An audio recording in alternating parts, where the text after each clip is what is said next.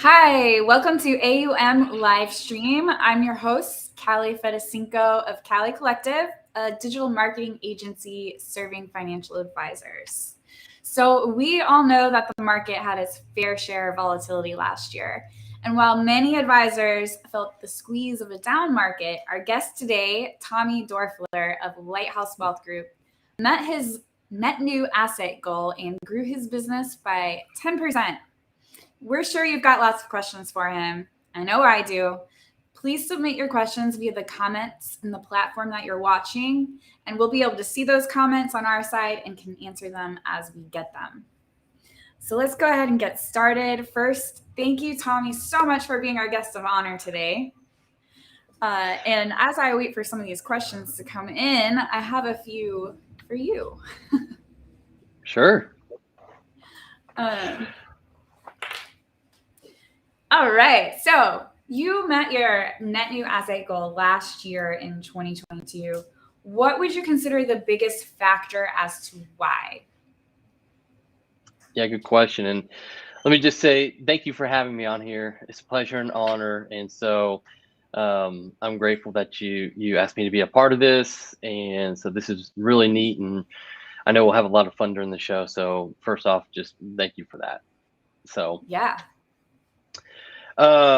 So our net new asset goal, yeah, we met that last year and we beat our high goal. And anytime there's a down market, you kind of look back and say, okay, how did this happen? And I think the biggest contributor to that was just communication. Consistently be communicating with your clients. I mean, when the market's good and when things are good, it's easy. It's easier, I should say. But when the market's down, it's really hard, and people need reassurance. People need to hear from you. They need to see that you're on top of things. And so communication in of itself was a big contributor to last year, what we do with our clients. What are your typical ways of communicating? Would you say emails or phone calls? Maybe showing up at someone's house. How do you reach out to your clients? Yeah, I think if we showed up to somebody's house in a down year, that would be very alarming, possibly to them. So we try to maybe not do that, but I think we look at phone calls as the number one way to communicate. Right? You're picking up the phone, you're giving a call, they hear you, they hear your voice. Obviously scheduling meetings, the best way is to be face to face with people. But I think communication entails phone calls, meetings. It entails emails, social media. So we have so many platforms nowadays to be able to communicate with people. And, there's a guessing game with this on, hey, who wants to be communicated in what way? And so I think the goal for our team is to be able to say, hey, we try to be everywhere, right, that we can. And that way we're reaching out to social media. We're reaching out by way of email. We're making phone calls. We're meeting with people. But we really try to expand as much as we can, just because simply people like different forms of communication. And so we try to meet those needs as best we can. Yeah, I think that's a great strategy. How calls did you get from clients who were kind of panicky, like reaching out to you? Yeah, you're always going to have the nervous Nellies, right? The people that probably need a little bit more TLC. But we try to reach out to them first. So how many calls we get, I don't know the exact number, but I will say the goal for our team is to come together when there's, a big downturn in the market. And our goal is try to reach out to them before they reach out to us. And so if we do that, it really kind of mends that relationship, sees that we're being proactive and that we're trying to make sure we're in anticipation of what their fears are, and we call them before they call us. That's great strategy. So net new assets, the goal. Would you say that most of those were from new clients or existing clients? Yeah, I think when we look back, at the past year, I think, a lot of the net assets did come from existing clients. And that could just be simply, you're always going to have life events, people that retire, you're going to have certain payouts from a company. Um, there's unfortunate circumstances where you're going to have life insurance policies paid out. You're going to have Sure. inheritance situations happen as well. That's always kind of natural. But I think, I really do believe that there's great opportunity for advisors when the market, even though the market isn't, Mhm. cooperating right now, there's great opportunity because, you're if you're doing what you're supposed to be doing, you're giving your clients a reason to talk about you to their friends and family. Yeah. And so it's when we looked at, what came in outside of our existing clients, it was referrals. Yeah. And so if we can try to wow them as much as possible and talk to them and educate them and tell them what's going on and do a good job, we try as best as possible to really give them a reason to go talk to their friends and family about us Right. because it's just, when things are good, everybody's happy. But when Yeah. things aren't that good, it makes people second guess. And so we Yeah. really try to be there for their friends and family. I mean, it sounds like communication is big, not only in reassuring your clients, but also you're meeting with them and regularly, which brings up the opportunity if something has happened and there are new assets, you get to talk about it. And, it's back to that communication. I think that's really vital out of what I'm hearing as things that worked. Um, so from the referrals, I guess you wouldn't really know, but was it what you were saying? Like, oh, it was down market, and so people were sharing, like, hey, check out our advisor because they've been so helpful. Yeah, I mean, it's they always say 4 to 5 years the market's going to do well, right? And then the 1 out of the 5 years the market's not going to do well. Well, I think Yeah. for the advisor business, really what that translates to is, um, things are easier when the market does well, right? But it's really when the Sure. market doesn't well, it's really how good of a job did you do? And so a lot of times people just get advisors get complacent. And so if you do that, even if you had a client for 20 plus years, and a good relationship with them, it's really easy for an advisor to get complacent with that and just say, don't worry about it, just hang in there, and not really reach out to them and be proactive. So, for that 1 year, it's people, if they get that, they want a second opinion. If they're not hearing from their advisor, they want a second opinion. Hey, I haven't heard from my person. Maybe I ought to talk Right. to somebody else because I'm a little concerned here. And, oh, okay, great. Our friends over here, they just said they talked to their advisor. Man, maybe we should get a second opinion on this. So in these Mm, down years, I think there's still great opportunity for advisors to do a really, really good job. If they do that, they certainly are rewarded by their referrals. yeah. All right. Here's a good question for you. How do you find the time? You're running a business, you're meeting with clients, you got to make these phone calls, you've got a family. That's always the trick, and I find that even this is going on my 16th year in the business. And I look Yeah. back and I remember the times of my first year in the business, and the first year you had all the time in the world, because you're just trying to build a business and, it's Yep. like you don't have that many clients and so on. And so I kind of have to take a step back and say, hey, if it's hard finding time, one, that's a blessing, you know, Yeah. Yeah. and I always tell people, when I first moved to Nashville, I didn't have dreams of becoming an advisor. I was actually a musician, and that's what brought me here. And there's a Yeah. saying that a working musician is a happy musician. And so the same thing I'd say in our business with advising and wealth management is, a busy advisor is a happy advisor. So, but, I think the trick is just to prioritize. Yeah.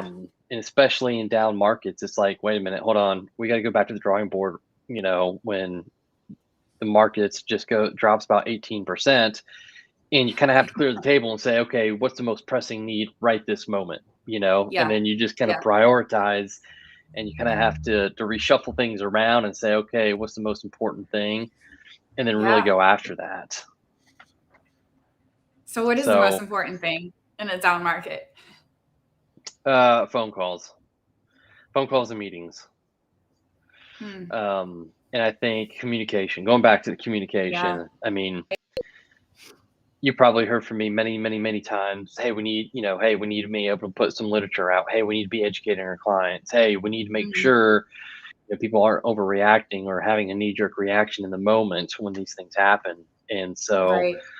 being face to face, a lot of times that's giving reassurance. Hey, it's Mhm. okay. These things happen. We planned for this ahead of time. We didn't know when it was going to happen, but we knew it was going to happen. But it's Right. here, Yeah. and we Yeah. planned for this, so it's okay. And I wish every day could be rosy like that, but sometimes it's pulling an audible with clients to say, "Hey, here's what we have to do. This is not really what we planned on specifically this year."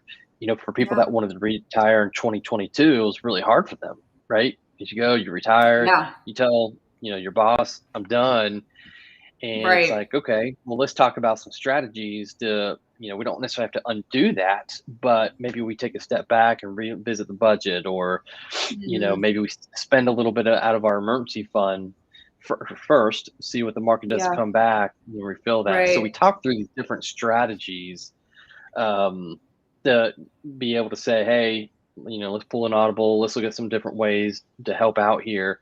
Right. And there's everything in between. So, Yeah.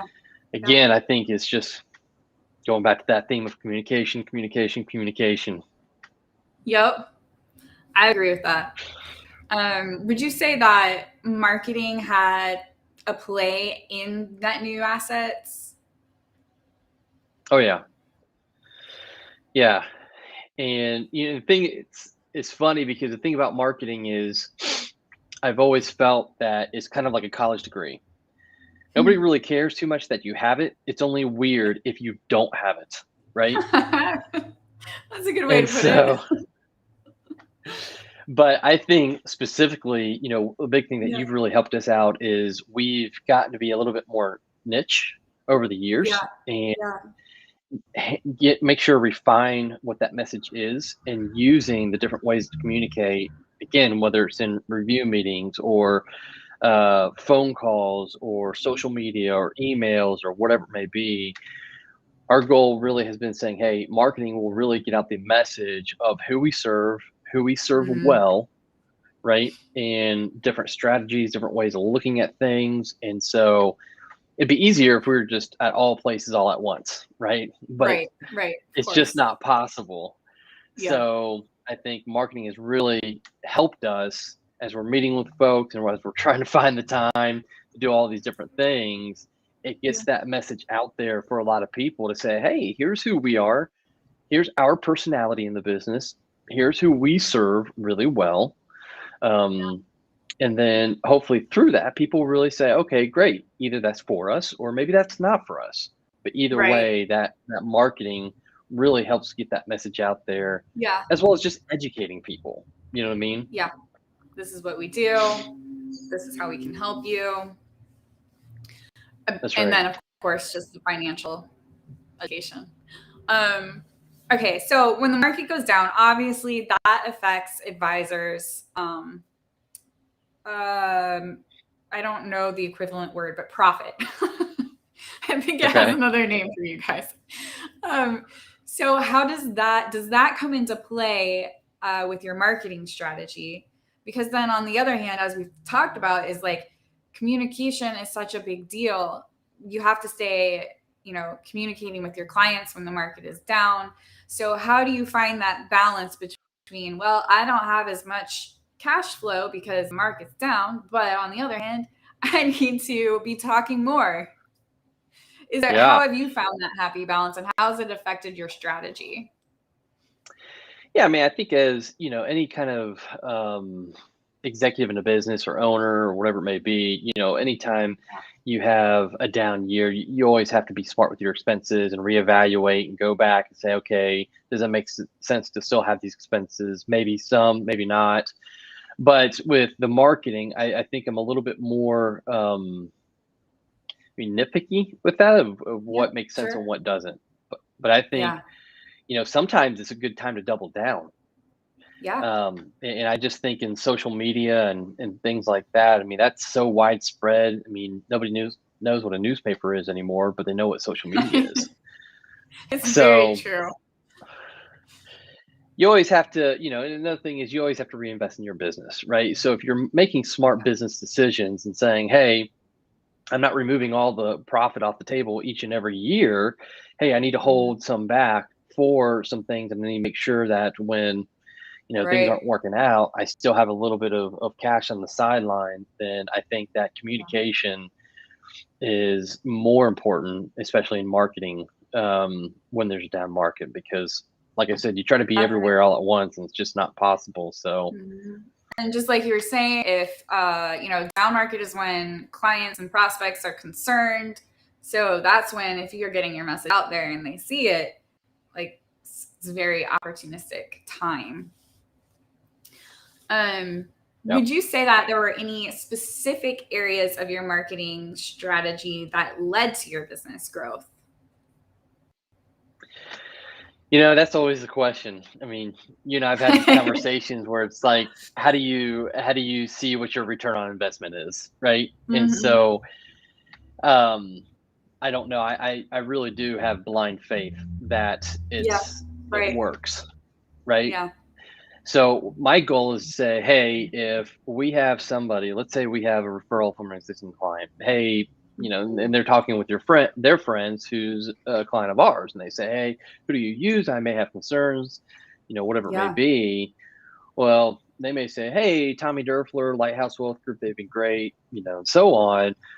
Well, they'll say, okay, that's great, that's meaningful. They might go up online and say, well, let me look at this, Tommy Doerfler, Lighthouse Wealth Group. Well, Oh, yeah. the more we have that presence online in the internet, the more it legitimizes what we do, right? Yeah. So if you just had a web page and it doesn't look very pristine, it doesn't have a clear message, you don't know who the people on the team are, maybe it just has one person, you may say, well, I'm not sure, this just doesn't look very polished. It doesn't look very clean. It doesn't look like this is a formal, wealth management team. But Right. if you go You pause. online, that's right. So if you go online and then all of a sudden you see that, we're on all the social media places, you see that we're on YouTube, you go and see we have a great website, you see that we constantly are sharing things, then that legitimizes our business a lot more to say, okay, these people, yes, I can see that they're online. I can see their personality. I can see their message. I can see their marketing. Yes, that gives us kind of a leg up for them to say, you know what, this is confirming. Let's go ahead and go talk to them. Let's make an appointment. Right. Absolutely. What advice would you give to other advisors who didn't achieve their goals? Yeah, I think the advice I'd give is don't let a year that you don't hit your goals define you, right? Yeah. I mean, I've talked to some of the very best advisors in the country, and they have years they don't hit their goals, and I think the worst thing you can do is let that define your entire career. And so everybody's going to have a year where they don't hit the mark. It's just reality, and if they did, then I'd say they're not setting their goals high enough. But True. for any advisor that says, hey, I didn't hit my net asset goal, it's like, hey, that's okay. You got to get back in there. You got to maybe reevaluate things, prioritize things. You may have to make some shifts from a business perspective, but don't let that stop you from keep going and trying again the next year and trying again, because again, if you consistently hit your high goal each and every year, you're probably not setting your goals high enough. Yeah. I have some stats here. It's not really a question. I just found this super interesting. The cost of acquiring clients is rising for financial advisors. The average amount spent has increased to $743 per prospect. Last year, it was $720, according to a survey by Broadridge. And then out of that, only 43% of advisors saw their inbound prospect increase during 2022, which was, now it gets kind of confusing, but that's down 60% from 2021. So I think I probably should have started with this information, because I think that kind of really brings in, hey, like numbers are down across the board for people, but you've found strategy that's working. I mean, after talking, it sounds like communication is really what it comes down to. Communicating with your clients, letting them know, hey, here's where we're at. However, I do find the average amount spent per prospect illuminating. I don't know if you have like costs analysis, but do you feel like that is aligns with what you've experienced? It's interesting because I was just thinking about, as you read that statistic, I'm thinking, okay, why would that be? In my first thought that came to my mind was because this is a relational business, right? People have to know who you are. It's a service business, it's relational, and it's not where you just make a widget, you take the widget home, it works or it doesn't, right? People are Right. relying on Yeah. your expertise, and there's a little bit of character that they're looking at, integrity that they're looking at as Yeah. well. And so the only way to build on that relationship is really to spend time with people. Yeah. So, you I have to think spend time with personality your too. people. Oh, You know, for sure. people aren't just picking an advisor because their numbers will go up. Oh, that's definitely part of it. But it's also, hey, do I like this person? Do we get along? Do I feel like they get me? And I think that's also important for people to remember, is that just because that someone doesn't become a client doesn't mean that that there's something wrong with you. Like, it's just not a good fit sometimes, because there's so Yeah, many aspects to it. Very relational. exactly. And so when you go back to the cost factor, spending time sometimes costs money with people, right? I mean, Yeah. you're part of this, but we try to do a lot of events. We want Yeah. people, we want to see people. And one of our events is, or actually more than one event we do is non-market related, non-financial related, but one is a family event we do during Mm-hmm. October, Fall Family Fun Day. And it's just a chance for us to be able to sit, and Yeah. say hi to our clients, and they get to go through the corn maze and go pick out a pumpkin. But it's just time that's, hey, we don't need to talk about financial stuff. Let's just, let's see the kids and let's take your photographed family picture. And, Right. I think those things in of itself cost money to do that, but you're building that relationship. You're having events. And then Mm-hmm. on the other side, you could also say, hey, we want to do some market events. We want to educate you. We want you to Right. understand why the market behaves these ways. And hey, let's go to a dinner. You can enjoy yourself and maybe get some education at the end of the day too. And so, Yeah. those were kind of coming to my mind as you kind of gave that statistic based on, Yeah. hey, what is this? Where are these dollars going to be able to attain new Mm-hmm. prospects? And it's like sometimes just being around people. And to your point, they get to know you. They get to see if it's a right Yep. fit. They get to see your personality, your character, your integrity, all these different things. And the only way they can figure that out is just spend more time with you. Yeah. And I think you do a really good job of balancing out the fun events and the educational events. Last year we did that investment symposium, which went Yeah. over really great with the clients. I mean, honestly, I wasn't sure how it was going to go, because I was like, this doesn't sound very exciting, but they liked it. So, um, Yeah. The events are fun. We try to yeah, make them fun. They're not all just the nature of the content doesn't mean they're always going to be fun. And like you said, the investment symposium, that was very, very investment oriented. We wanted, so for some of our clients that are very interested in that, want that education, it was great for them. They yeah, loved it, and then we have, cooking class that we put yeah, on, and it's like, hey, we're just gonna have fun with the family and enjoy each other's company, and that's it, you know. yeah, But we got to have fun in the meantime, because it's fall business all the time. Then what's the joy in yeah. that? Right. I agree. Um, what would you say? So we're down to about 2 minutes here, and I've only got 2 more questions. So, what would you say you were most proud of accomplishing for your business last year? Last year, okay. I think last year recently we've hired new team members, and I think the proudest thing is getting us all aligned quickly, getting us all on the same page quickly, and getting the camaraderie between the team to see the bigger vision. Rather just seeing the whole rather than the sum of the parts, right? Right. And so that is when you have a team and you're everybody, doesn't mean you don't have, disagreements, doesn't mean you don't have frustrations sometimes with each other. It's like a family. But when everybody can see the bigger picture and see that there's something bigger than just what's going on individually, that to me is very rewarding. Yeah, definitely. Last question here is, have you ever had a negative year after a positive year?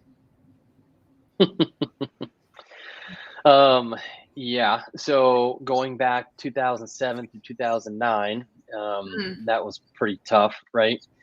But really, that was kind of so severe that that was when I was just getting into the business. So 2007. And so I had a positive year after that, kind of got better once it hit bottom. And that was a great time to get in. But in 2018, the market was up all year long. And then the last quarter dipped and was negative, I think 5% for the year. And so that was kind of the first negative year, right? Calendar year, based on a year that I'd had since 2007 to 2009. And so now, yeah. And obviously 2022 was the next time that happened. Yeah. So the biggest learning lesson I've learned through that is when times are good, you don't get content. It's very easy to do that, right? Because everybody's happy. It's really what you do during those times that are good that'll determine how loyal your clients are to when they're not so good. So work hard, do the right thing for your clients, keep them at top of mind, always serve them well. It's a really easy advisor because our clients are our boss, right? I tell people I don't have a boss. I've got a couple hundred bosses. And so it's just a matter of saying, hey, when you have a negative year after a positive year, really work hard during those positive years, because the negative year will come and it'll determine how well you did during those good years along the way. Yeah. That's great. Great ending note there. It's very encouraging to hear, Good. So much, Tommy, for sitting in our hot seat, as I like to say, because I'm just throwing questions at you. We really appreciate your willingness to share what worked for you with everybody. Also, thank you to everybody who joined us. And if you haven't already, make sure to become a Savvy Advisor on our website and get access to countless resources. Countless, because we're always adding new ones. You can sign up at calicollective.com/get-savvy. And join us next month as we talk to Laura Garfield of Idea Decanter about how to record and produce videos. So thank you, everyone. And again, thank you, Tommy, for being our guest today. It was Callie. Thank you very much. It's a privilege and honor, and I value our continued partnership. So thank you. Yeah, same. Bye. Bye, everyone.